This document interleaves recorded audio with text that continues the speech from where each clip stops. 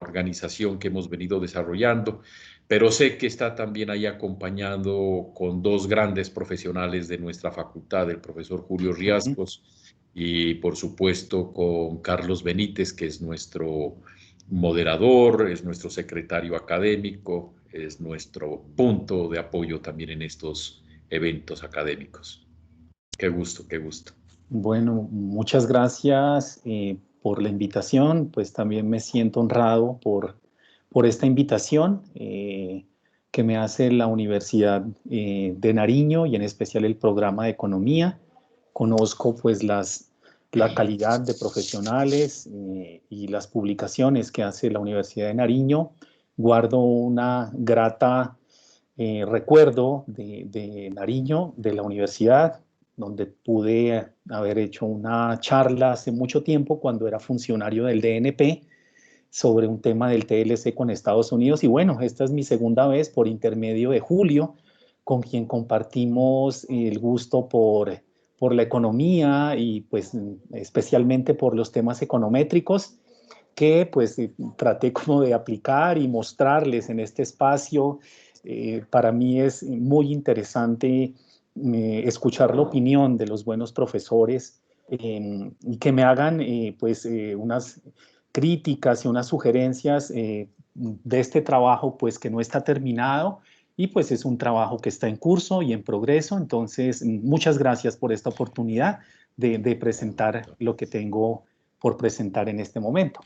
No, qué gusto, qué gusto. Y ojalá esto de la pandemia pase pronto, Ojalá sí, todos profesor, para queremos. que recibirlo acá con el calor humano de los nariñenses, estar en Excelente. nuestra facultad con esas Ujú, temáticas tan interesantes, un programa de economía que está ahora en un proceso de acreditación ujú. internacional y con una Muy bien. facultad que viene creciendo y ojalá nos pueda acompañar también con nuestros programas posgraduales en nuestra escuela de posgrados, que es la única escuela Ujú. en el departamento de Nariño y en el suroccidente. Es decir, con gente como usted, pues es lo que necesitamos nosotros para que ese valor agregado al conocimiento sea bien aprovechados por nuestros estudiantes del pregrado y por supuesto los profesionales también de la región. Por eso me complace mucho, con todo respeto y espero me entienda, me excuso, pero vuelvo y repito, los anfitriones que están con usted y a quienes usted ya conoce, Ujú. afortunadamente y se encuentra usted en casa, le darán el mejor recibimiento y le expresarán igualmente su gratitud. Un fuerte Bueno, abrazo, doctor, y vale. sé que nos va a ir con usted excelente. Bueno, Muy amable. decano, muchas gracias y pues admirado y pues también impactado por ese progreso que ha tenido su programa y en especial de una institución de renombre en el sur de Colombia como es la Universidad de Nariño. Y con todo gusto a futuro, si logro poder ayudarlos, colaborarles en la parte académica, estaré dispuesto a participar con ustedes. Muy gentil, esta será siempre su casa. Un fuerte Gracias. Bueno, abrazo y decano, que, éxitos. vale, decano, que esté muy bien. Me Hasta luego. excusan. Gracias. Bueno, muchas gracias, señor decano, por su mensaje de bienvenida. Muchas gracias, doctor Álvaro Chávez, por Ujú. acompañarnos en el marco de esta conferencia titulada Capacidad de reacción del gobierno frente a la pandemia COVID-19, estimación del impacto de las medidas de confinamiento. Me voy a permitir leer brevemente el resumen de su hoja de vida. El profesor Álvaro Chávez Castro Ujú. es economista de la Universidad Externado de Colombia, tiene una maestría en Ciencias Económicas de la Universidad Nacional de Colombia en sede Bogotá.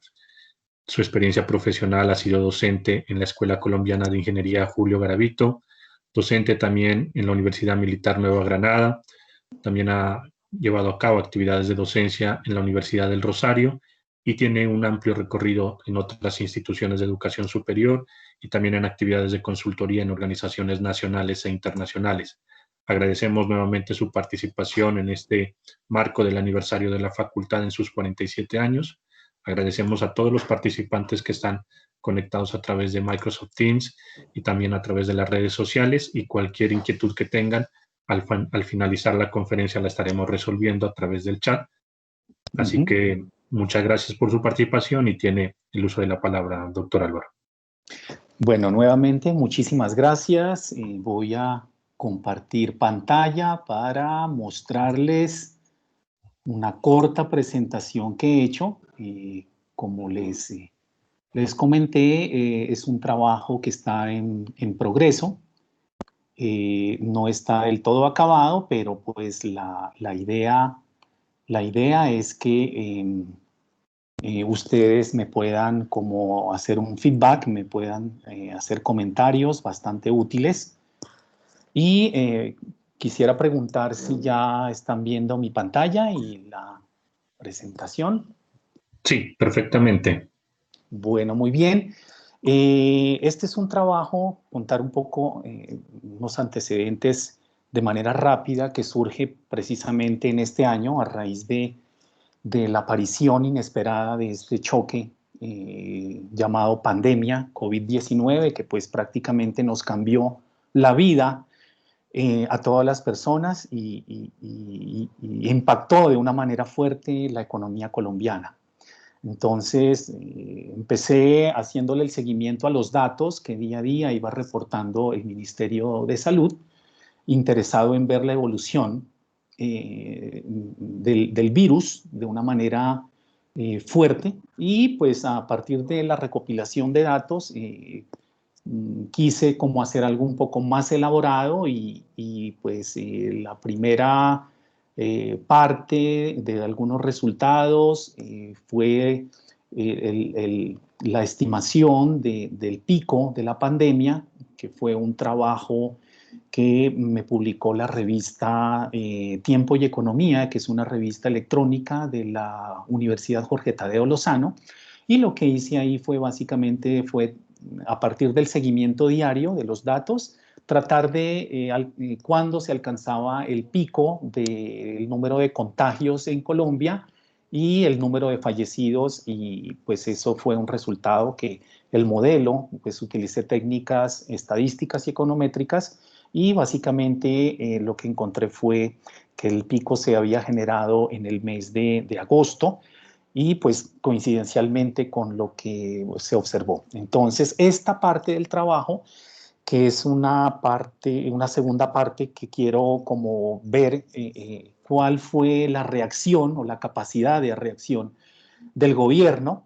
En este caso lo hice para el gobierno general, pero la idea es tratar de extender este trabajo hacia el impacto regional, que pues son ideas que voy a compartir ahora para que los profesores del programa pues me hagan comentarios, y si hay algunas sugerencias interesantes en donde yo pueda desarrollarlas, pues la idea es que me sirven estos comentarios para poder complementar esta parte. Entonces el trabajo lo que hace es medir cómo respondió el gobierno ante esa pandemia. Para tal efecto, entonces, mi charla pues está organizada en estos 5 puntos. Creo que no voy a tomar más de unos 40 minutos, dejar un tiempo, un espacio para que podamos como charlar con los asistentes. Entonces, la primera parte es una motivación del por qué, cuál es el interés mío de tratar de medir esa capacidad de reacción del gobierno, que en últimas es la instancia que tiene los instrumentos para mitigar, ¿no?, esos impactos nocivos de la pandemia COVID-19 en la mayoría de órdenes. La segunda parte de la charla quisiera mostrarles un poquito cómo viene evolucionando las estadísticas oficiales del Ministerio de Salud, que muestran las trayectorias del número de contagios a nivel nacional y por regiones, y el número de fallecimientos. En la tercera parte quiero describir un poquito cómo organismos como la Universidad de Oxford a nivel internacional han calculado una serie de indicadores que pueden medir esa capacidad de respuesta de los gobiernos para hacer frente o paliar los efectos negativos de esa pandemia. En la cuarta parte, lo que quiero mostrarles es la metodología que he utilizado y la información, las fuentes de información, con el fin de medir el impacto sobre el número de contagios y el número de fallecimientos, que entre otras cosas siempre voy a estar hablando de estas dos variables, que son las variables de resultado sobre las cuales quiero ver el impacto de las medidas que adoptó el gobierno para reducir los contagios y también para reducir el número de fallecimientos. Y finalmente unos comentarios, digamos, finales.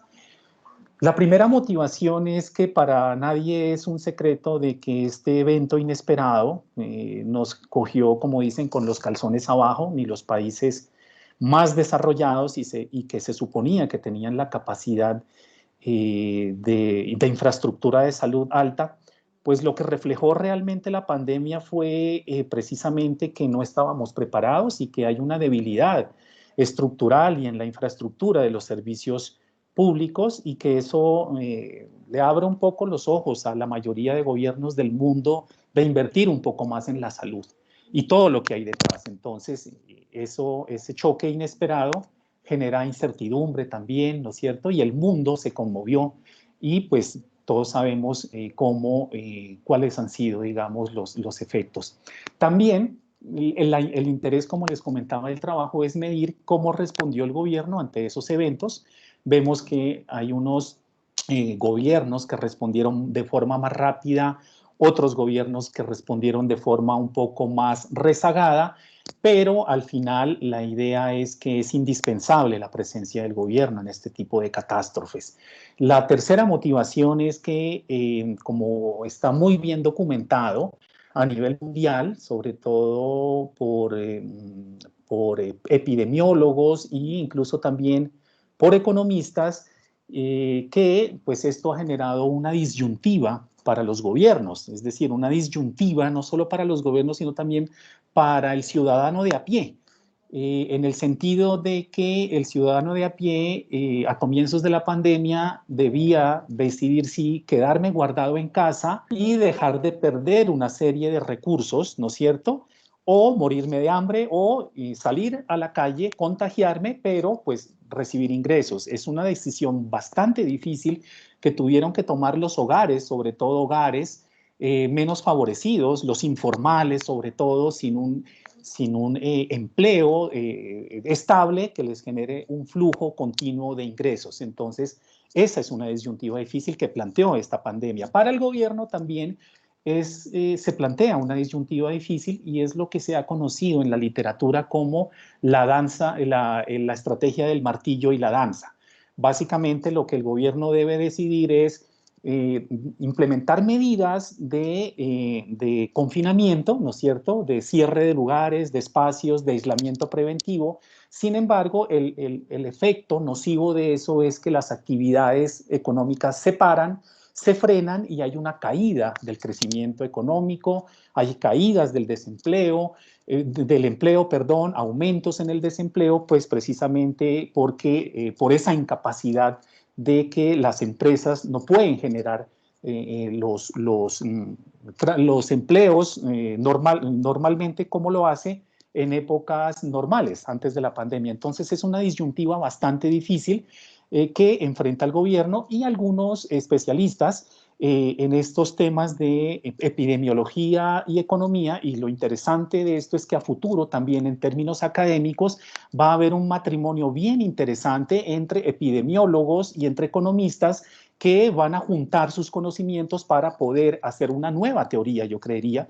La economía no anda sola, la economía tiene que echar mano de otras áreas, entonces eso es una de las cosas más interesantes de eso. Entonces esa estrategia del martillo y la danza es que los gobiernos al intervenir y de manera aislada, al diseñar estrategias de aislamiento, pues obviamente lo que hay detrás de eso es como aplanar esa curva de contagios, ¿no? O aplazar el pico, que eso es lo que les voy a mostrar ahorita, que una de las bondades de haber reaccionado rápidamente, nosotros creo que nos guardamos por allá a mediados del mes de marzo o a finales del mes de marzo, cuando se decreta, por lo menos en Bogotá, la cuarentena el 26 de marzo, nos guardamos con menos de 100 casos reportados oficialmente, pero vamos a ver que esa reacción de manera rápida del gobierno lo que logró fue aplazar el pico de contagios.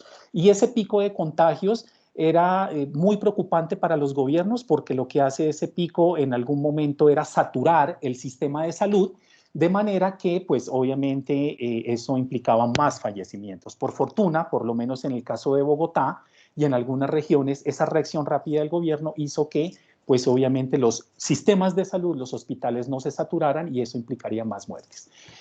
Hay trabajos, como les decía también, otra motivación de realizar este trabajo es que hay mucha literatura. Prácticamente en tiempo real surgieron muchos artículos, muchos papers de reconocidas universidades sobre los impactos que iba a generar el COVID en la economía, pero yo quiero ilustrar un poquito el trabajo que se hizo para Colombia de Hernando Zuleta, que es un trabajo publicado este año, y de Mauricio Cárdenas, dos reconocidos economistas de la Universidad de los Andes. Ellos en ese trabajo hacen un diagnóstico bien interesante destacando cuáles fueron las fuentes o los choques que se generaron por el lado de la oferta y por el lado de la demanda de la aparición inesperada del COVID-19. Lo que ellos muestran es que el choque por el lado de la demanda fue básicamente de que si nos encerramos, pues obviamente eso implica un frenazo al consumo de la mayoría de hogares. Si se frena el consumo, resulta que las empresas dejan de producir, despiden trabajadores y en la medida en que despiden trabajadores, gente que se queda sin ingresos y vuelve y juega por esa vía, se realimenta esa caída en el consumo. Entonces, la baja en el consumo, que es por el lado de la demanda, generó fuertes repercusiones en caídas en el crecimiento económico. Los últimos datos que muestra el DANE oficiales de caídas muestran una caída en términos reales de la producción, nunca antes vistas en la historia económica de Colombia, caídas de menos 15% en términos reales, producto de esa pandemia. También muestran Zuleta y Cárdenas que por el lado de la oferta, pues son estos choques básicamente que tienen que ver con los contagios y la pérdida de capital humano. Si yo más o menos trato de ligarlo esto como profesor, vimos que muchos estudiantes tomaron la decisión de aplazar sus estudios, básicamente porque no contaban con los ingresos suficientes para inscribirse al programa que estaban desarrollando, y obviamente eso va a generar pérdidas en capital humano. Un atraso de un semestre puede representar menores probabilidades de conseguir un trabajo una vez se gradúe el estudiante. Algunos trabajos que miden bien el impacto de las pérdidas de capital humano por suspensión de estudios han mostrado fuertes pérdidas en términos de ingresos. Más de la mitad de los ingresos esperados de un profesional se pueden perder por haber, digamos, aplazado los estudios por el efecto nocivo de la pandemia.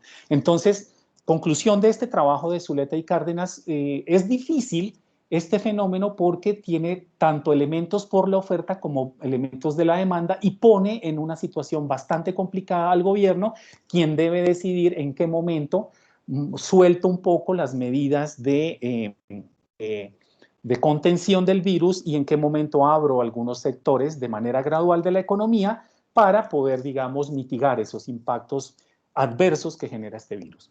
Y lo otro, básicamente, es tratar de, a partir de unos indicadores que están a disposición, que están publicados de manera oficial, medir cómo reacciona el gobierno a lo largo del tiempo. Aquí en este gráfico lo que les quiero mostrar es básicamente el comportamiento del número de contagios diarios por COVID-19 para algunas ciudades seleccionadas. Está Barranquilla, está Bogotá, Cali, Cartagena, Colombia, Leticia, Medellín, Neiva y Villavicencio, que eran ciudades que se caracterizaron porque al comienzo de la pandemia experimentaron crecimientos acelerados en el número de contagios.